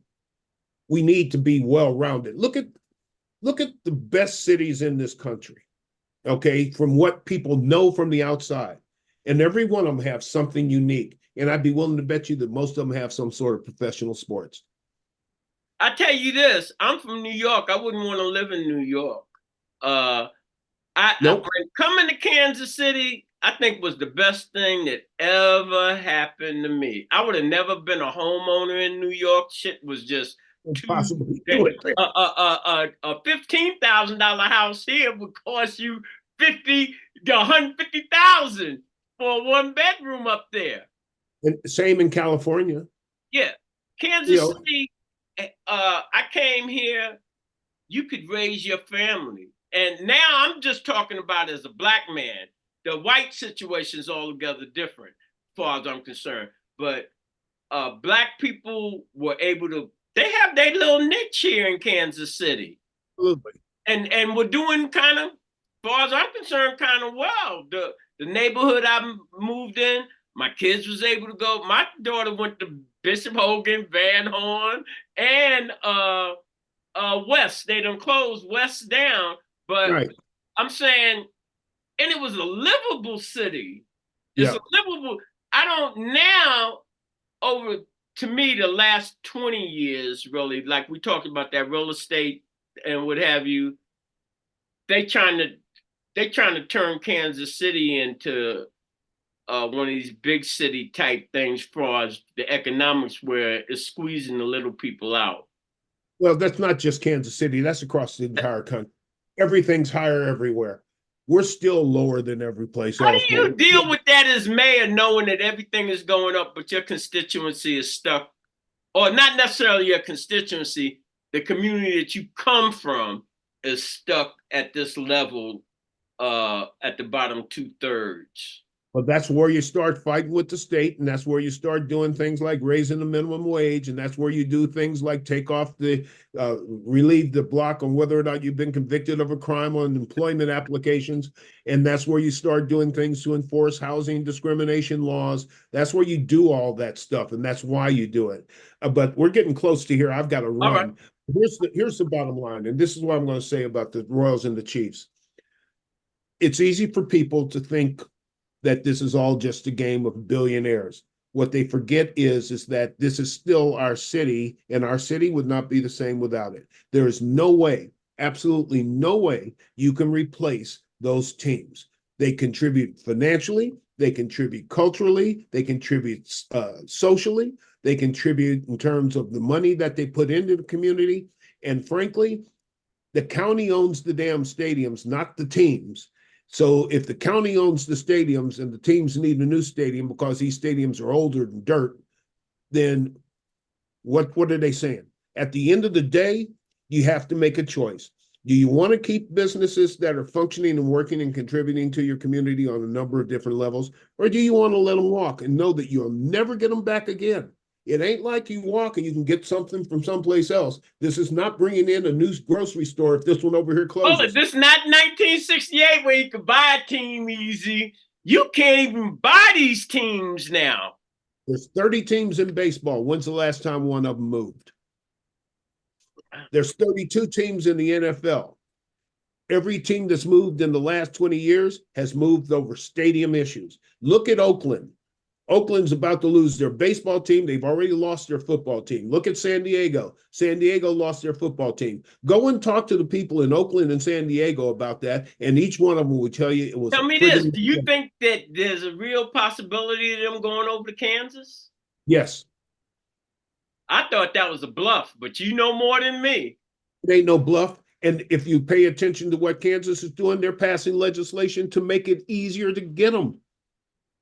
No, this ain't no bluff. We don't want them. I told people, if you act like you don't want them, I can line up 10 cities right now. Salt Lake City, Utah is building a baseball stadium and got no team. Why do you think they're doing it? Because they plan to get a team. And where are they going to get it? And if you see a city that says, no, we ain't going to supply you with this, we ain't going to vote for you, and you're sitting out here saying, now what do we do? People thought this was a joke and a bluff. This ain't no joke and a bluff. These teams are dead serious. If they can't get what they need, they know that there's a whole lot of people who will bend over backwards. Dallas wants the Chiefs to come back. Kansas wants the Chiefs. Nashville wants the Royals. Salt Lake City wants the Royals. And when those things happen and they go, the first thing that happens is that the city's attitude goes down. I was here when the A's left, and it was like a morgue for a few years because what are we going to do in the summer? Ain't no baseball to go to now. Negro it was like when San Francisco, when the Giants left New York to a degree. Yeah. We lucky that the Mets didn't leave or the Yankees didn't leave. The Dodgers left also. Yeah. Brooklyn through. It took years to bring the Nets and to get a team. You can't, but you got to have billions and billions now to buy these damn teams. And the teams, the cities take on the persona of the damn team. And the city gets a lot of benefit because of it. NCAA brings a lot of tournaments in here. You know, the NCAA stopped bringing tournaments in when refused to bring in certain tournaments because of the airport. You know, we had businesses leave because of the airport. No, all those things match up, and all those things are out there. But people want to act like their way is the only way. It's not us. It's me. I don't want this because it doesn't help me. It's kind of like, I pay taxes to the federal government. There should be a jet fighter in my backyard, right? Hell no. That don't work. Well, you know, the cutting you off a little bit, I think, to me now, the onus is on these teams to do a better job with their public relations. Because I agree with that. I agree with that. To know better is to do better. And I told you that I really regret that 2-term limit. I didn't know no better. Yeah. Well, people thought it was a cure of a problem, but there is already term limits. It's called election day.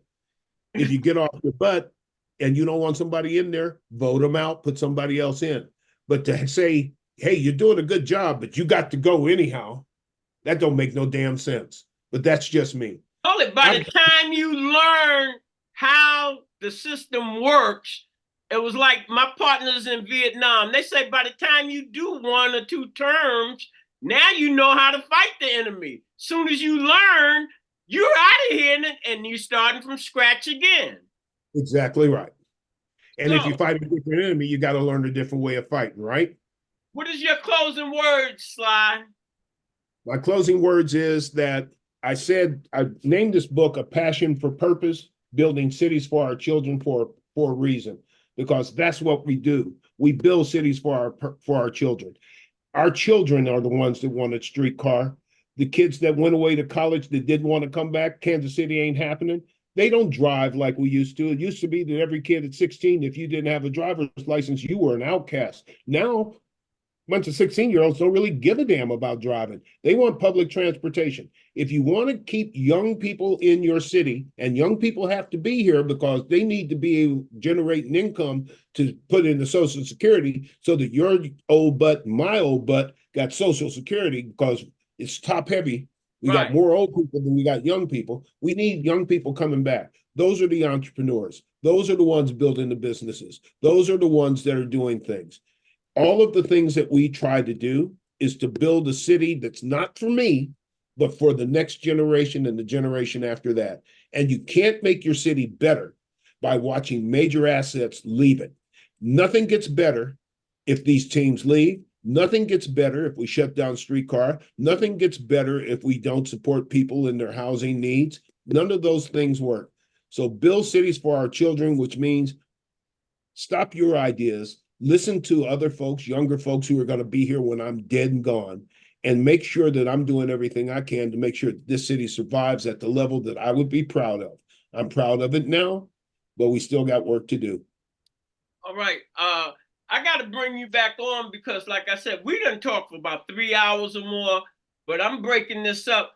But I want to bring you back on to talk about the digital revolution and Kansas City, really probably under your watch, started paying more attention to bringing more high tech companies here that are dealing with those issues to make Kansas City the attractive to that younger audience, that brain power and what have you. So I want to get a commitment from you now that you'll come on and at a later date to to talk about those issues and how this tech revolution can affect Kansas City.